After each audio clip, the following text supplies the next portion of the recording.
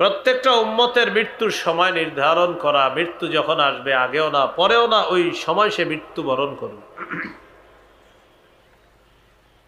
সূরা মুনাফিকুনের 11 নম্বর আয়াতে আল্লাহ বলেন, ওয়ালাই ইউআখিরাল্লাহু নাফসান ইযা জাআ আজালুহা, যখন মৃত্যু আসবে তখন আল্লাহ কিছুতেই কোনো নফসকে কাউকে সামান্য সুযোগ দিবেন না, কিছুতেই সুযোগ দিবেন না যখন মৃত্যু আসবে। সূরা জুমুয়া 8 নম্বর আয়াতে আল্লাহ বলেন, কুল ইন্নাল মাউতাল্লাযী তাফিররুনা মিনহু ফাইন্নাহু মুলাকীকুম।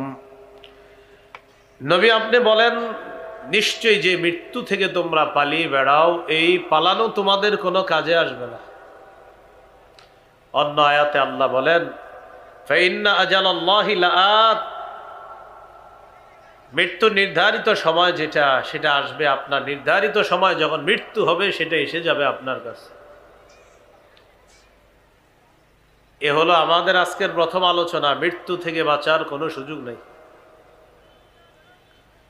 দ্বিতীয় আলোচনা, মৃত্যুর যন্ত্রণা সবার কাছে আসবে। সূরা কফের 19 নম্বর আয়াতে আল্লাহ বলেন, ওয়াজাআত সাকরাতুল মাউতি বিল হক, মৃত্যুর যন্ত্রণা সত্যি সত্যি চলে আসবে। যালিকা মা কুনতা মিনহু তাহিদ, এটা সেই মৃত্যু যে মৃত্যু থেকে তোমরা পালিয়ে বেড়াও। সূরা ওয়াকিয়া 83 থেকে 85 নম্বর আয়াতে আল্লাহ বলেন, ফালাউলা ইযা বালাগাতিল হুলকুম ওয়া আনতুম হিনাইযিন তানজুরুন ওয়া নাহনু আকরাবু ইলাইহি মিনকুম ওয়ালাকিন লা তুবসিরুন। মৃত্যু পথযাত্রীকে তোমরা আটকে রাখতে পারবা না।